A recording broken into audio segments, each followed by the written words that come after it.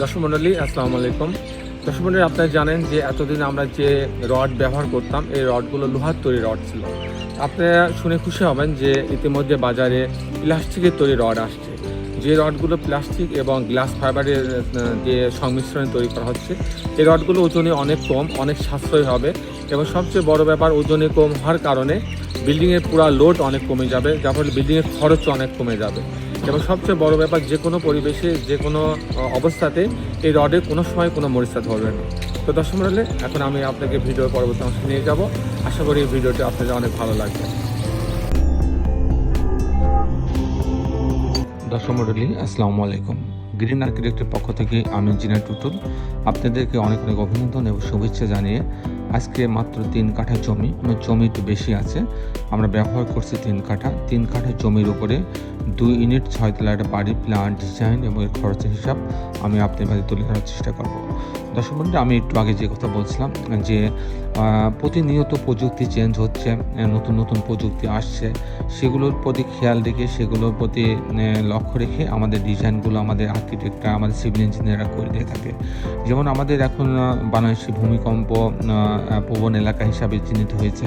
প্রত্যেকটা এলাকাতে বাড়ি করার জন্য আগে আমরা যে সেকশনগুলো দিতাম রডের কিংবা কনক্রিটের, কলামের, বিমের, এখন কিন্তু অনেক বেশি করে দেওয়া লাগছে। বেশি মানে যে বেশি না, আমাদের সরকারের যে আমাদের বাংলাদেশ বিল্ডিং কোড আছে, বিল্ডিং কোডের যে নিয়ম আছে, সেই নিয়ম মেপে আমাদের কিন্তু দেওয়া লাগছে। আগে অনেকে কিন্তু অনেক কম রড ব্যবহার করে, অনেক ছোট সেকশন ব্যবহার করে কিন্তু ডিজাইনগুলো করতো। কিন্তু যে বিল্ডিংগুলো হয়ে গেছে, সেই বিল্ডিংগুলো কিন্তু তখন কিন্তু তারা আমাদেরকে বলতেন যে আপনাদের রড বেশি লাগে, আপনারা রড বেশি দেন। কিন্তু এখন তারা বুঝতে পারছে যে রড বেশি দেওয়াতে হয়তো 2টা রড বেশি গেছে, তার ফলে তার বাড়িটা কিন্তু সেভ হয়েছে। ভূমিকম্প হইলেও তার কোনো চিন্তা থাকছে না। কিন্তু যারা এই ধরনের ক্যালকুলেশন করে বাংলাদেশ বিল্ডিং কোড অনুসরণ না করে ডিজাইনগুলো করছে, তাদের জন্য কিন্তু এখন অনেক বড় ঝুঁকিপূর্ণ হয়ে গেছে।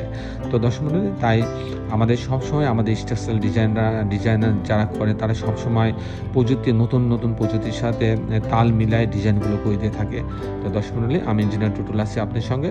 আমি কিছুক্ষণের মধ্যে এই বাড়ির আর্কিটেকচারাল ড্রয়িং আপনি নিয়ে যাব, তারপর এই ধরনের বাড়ি নির্মাণ করতে কেমন টাকা খরচ হয় তার একটা হিসাব আমি আপনাদের তুলে ধরার চেষ্টা করবো। তো দর্শক, আসুন আর্কিটেকচারাল ড্রয়িংটা আমরা উপভোগ করি। আর্কিটেকচারাল ড্রয়িংটা এরকম, আপনি দেখছেন এটা হচ্ছে গ্রাউন্ড ফ্লোরে এর জায়গাটা কিন্তু আপনি দেখেন যে 4টা বাহু কিন্তু 4 রকম মাপের, কোনো বাহুর সাথে কোনো বাহুর মিল নাই। এটা মানে জটিল জায়গার উপরে আমাদের আর্কিটেক্ট টিম তাদের মেধা খাটিয়ে কিন্তু চমৎকার এটি